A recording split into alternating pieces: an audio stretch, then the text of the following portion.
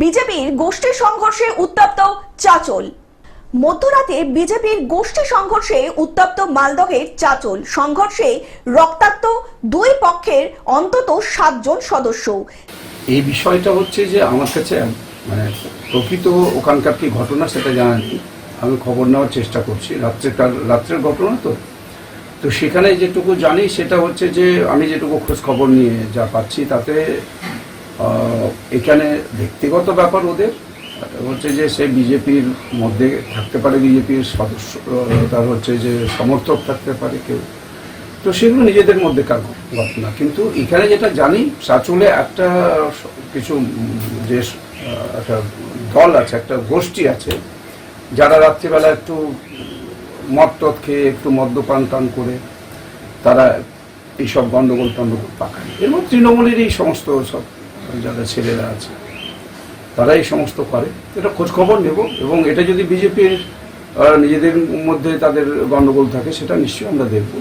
সে বিষয়টাতে আলোচনা এখনো পর্যন্ত ওখানকার কোনো আমার কাছে নির্দিষ্ট কোনো খবর নেই।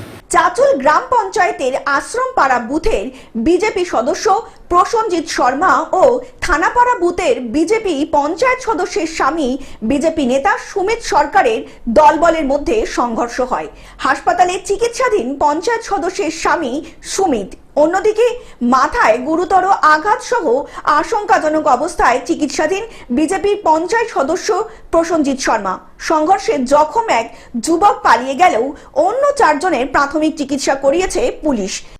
সেটা আমি বলতে পারবো না, কেন ভিডিওটা দেখিনি, আপনাদের মুখ থেকে শুনলাম। সেই যদি এইভাবে জড়িত থাকে নিশ্চয়ই দলকে অভিযোগ করব, দল নিশ্চয়ই সেটা তদন্ত করে ব্যবস্থা নেবেন। তবে সাংসদ যদি বলে থাকেন যে তৃণমূলের এমন কোনো প্রয়োজন নেই যে বিজেপির মধ্যে গণ্ডগোল বাঁধিয়ে আমাদের দলের শক্তি বৃদ্ধি করতে হবে। এটাই বিজেপির কালচার, এটাই সাংসদের কালচার।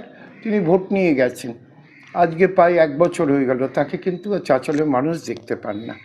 সুতরাং আজকে যারা এই ঘটনাটায় যুক্ত হয়েছে যে ভাগবাট্টা নিয়ে, সেই ভাগবাট্টার অংশটাও তো সাংসদের কাছে যায়। এই ঘটনায় বিজেপি দুই পক্ষের নেতাই একে অন্যের বিরুদ্ধে হামলার অভিযোগ তুলেছেন। অন্যদিকে তৃণমূলের মদতে হামলার অভিযোগও করা হয়েছে, যদিও কি নিয়ে দুজনের মধ্যে সংঘর্ষ এখনো স্পষ্ট হয়নি। এই ঘটনায় শতপ্রণোদিত মামলা রুজু করে প্রাথমিকভাবেই চিকিৎসা হওয়া কর্মীদের গ্রেপ্তার করেছে পুলিশ ইতিমধ্যেই। কাল রাতে সুমিত বাড়ি ফিরছিল, সেই মুহূর্তে কিছু প্রসেনজিৎ শর্মা এবং তার কিছু দলবল ওর উপর অ্যাটাক করে এবং ও ওখানে অচৈতন্য অবস্থায় পড়ে যায়। এমনকি আমাদের কাছে ফুটেজও আছে যে সুমিতকে যে ওরা মারধর করছে, সেই ফুটেজও আছে। এখন সুমিত চাঁচল সুপার স্পেশালিটি হসপিটালে মৃত্যুর সঙ্গে পাঞ্জা লড়ছে। আর ও যেই বিষয়টা যেটা মিডিয়ার সামনে আসছে যে দুই গোষ্ঠীদ্বন্দ্বের মধ্যে সংঘর্ষ, অ্যাকচুয়ালি এটা একদমই মিথ্যে কথা। কারণ ও শুধুমাত্র বিজেপির নাম ভাঙিয়েই খায়, ও বিজেপির না কোনো পদে না কোনো কিছুতে আছে। প্রসেনজিৎ শর্মা। মালদা থেকে অভিষেক দাসের রিপোর্ট, গ্লোব নিউজ।